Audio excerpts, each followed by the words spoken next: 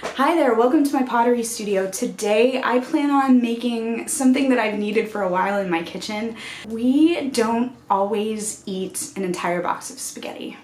Yeah, when we make it, there's usually quite a bit left and it doesn't always get eaten. We have a habit of trying to make the whole box of spaghetti instead of saving some, and I thought maybe this is the time where I need to create a container for the noodles so we're not making an entire box that we're not going to eat. So I'm going to attempt to throw a large vessel that will be tall and cylindrical that will hold spaghetti noodles and have a lid on top. With the start of any vessel, you want to make sure that you have enough clay for what you're trying to do. So if you think about it, a normal sized plate will run you about 3 to 4 pounds. A coffee mug might be a pound to a pound and a half if you're including the handle and maybe like a thumb rest or something like that. In this case, I need a tall cylinder and I need it to be wide enough that it'll hold an entire box of pasta. So I also need to incorporate that I'm gonna need a lid. So if we think about the lid being maybe a half a pound, and then the cylindrical vessel itself is probably about 2.5 pounds of clay. I'm estimating here, we'll see if we can get it tall enough with 2.5 pounds of clay. We should be able to, that should not be an issue, but all right. Let's get this stuff measured. So what I use is just an electronic scale, and this will measure in grams or in pounds. I bought this on Amazon. One of the best purchases I made as a potter. We'll talk about that some other time, but keep in mind consistency is in the weight of clay that you're using. This is 3 pounds, 6 ounces. Let's just take away from here. Yep. A little extra won't hurt. It's 2 pounds, 8.2 ounces. So this is a little over a half a pound. I'm gonna use this. I don't need it to be exact, especially because I'm not really sure what type of lid I wanna make. So a little extra clay isn't gonna hurt me. So we're gonna go ahead and throw the vessel first and then we'll make a lid to fit. And I use cardboard bats that husband Ben cut for me. You can use masonite, you can use plaster boards, you can use plastic boards that you buy from a pottery supply place. This was economical for me. I like it. I can leave my pieces dry on the bat and I don't have to worry about warping because I just turn the thing over.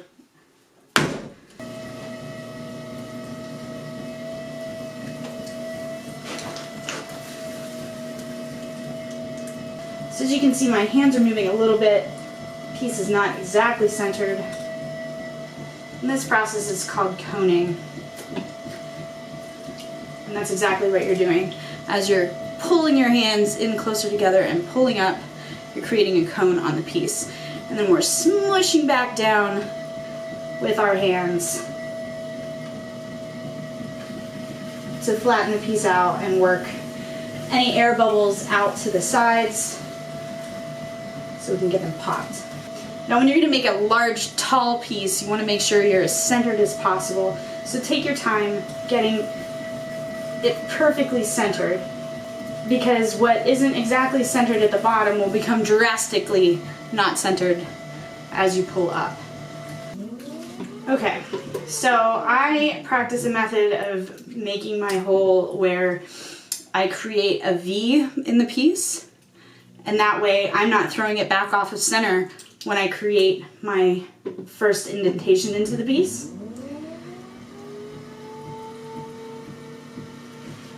And I'm going in as far as I think I need to. I don't want to break through to the bat. I want to give myself plenty of clay at the bottom if I want to trim. Because I'm using these bats, I don't do a whole lot of trimming anymore. I'm going to add a little bit more water. I'm going to compress in a little bit more. I'm going to start to form my walls here. Alright, to give myself something to pull up, I've just kind of coned my piece back in, so now it's shaped like this again. And each time I go here, I'm compressing the rim and then pulling out more. Now what I'm doing is pretty much the same method that other potters do on the opposite side. So they would put their hand on the inside and use their outside to pull up the clay. I'm just opposite. In a second, I'll switch to that direction.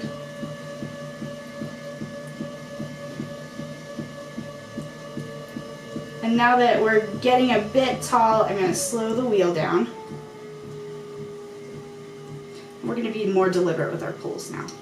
Basically, we want to keep moving all of this excess clay that's on the bottom up the body of the piece.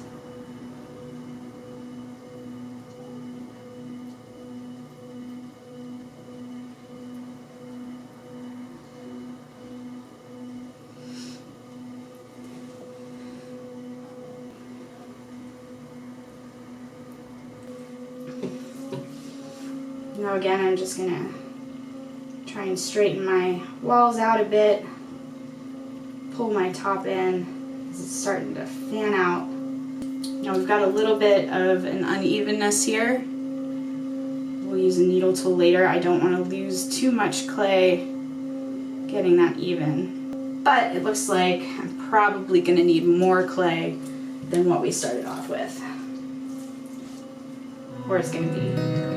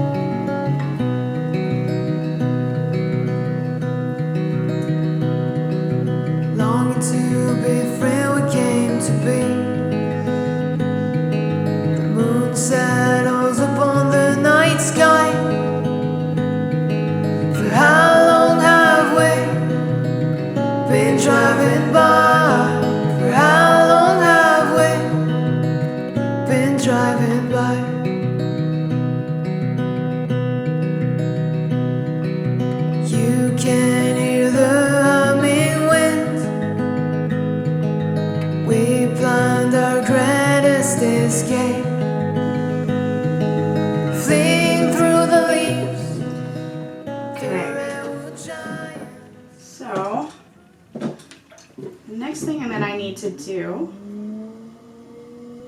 I'm going to turn this in just a little bit.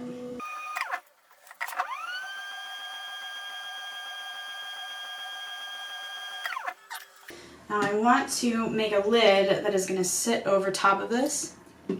So the next thing that I'm going to do is just kind of push this in a little bit.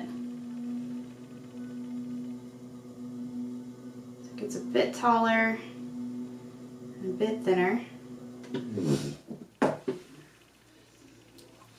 Use just a rib or a straight edge to encourage this to get as straight as possible. So we've got no water down in there. And the other thing I want to do is clean up the bottom before we take this off and start on our lid. So we've got a nice tall cylinder that can hold excess noodles, but we're a little short height-wise. So we're going to measure the open part first, and then we're going to go to the outer rim. So we want the lid inner circumference to be about that measurement. So just set my calipers to the side. I'll again move this piece to the side. So basically, if you think about the lid, it's just a cup that's going to go right over top of the piece there. We've got our ½ pound of clay here. And all we're going to do is center it really quick. Just like with the large piece of clay, we want to do coning up and down. Okay. I'm throwing this lid upside down, so the bottom here will be the part that is at the top of the vessel. Okay, so we have our lid and we have our vessel. And we can kind of do a quick little look-see here. Fits perfect over top of there. So we'll see how that turns out. Got 3 pounds of clay here. I'm gonna try and throw another of the spaghetti containers. This time trying to get it a bit taller. Maybe we'll be able to reuse the lid we already have because I kept the measurements from before. So just rethrowing the base.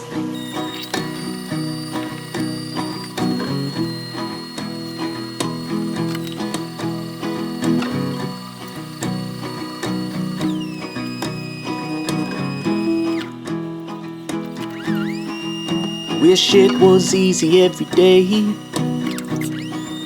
I'd like that better. Wish you'd forgotten what to say. That's not your kind. So I pick apart my time, never asking why. I'm always in so many pieces, and it's my fault. Get along, little doggy, get along with me. Ooh, it's time you face the fact that you can't remember the in-between. So pick apart my time, It'll be alright. never asking why. I guess I'll leave it dry, let it get leather hard, and then see how the lid fits. The lid has shrunk to its final greenware state, but it does fit nice on this new thrown piece. So this will probably shrink a bit more when it gets to be leather hard and then down to greenware stage. I think we did it. So here's the one that we threw yesterday, which was quite a bit smaller, did not fit all of the noodle size, so I had to snap them off by about that much. So if we look here, that should be plenty of height now.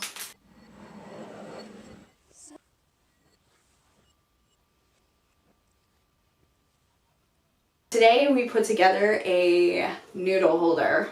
This project was kind of challenging, but I'm really happy with the results. Obviously, this is my favorite glaze. Like and subscribe and let me know if you want more content, and I'll keep providing more. You can also follow me on Instagram, Facebook, as well as our homepage of Slap Stuff Together with my husband, Ben Jacobs. Hope you guys are all doing well. Come back for more videos. Please let me know what you're inspired by and excited for. I will share kiln unloads on Instagram and a bunch of other things. So stay tuned and keep looking out for me on social media for more pottery. Have a great day.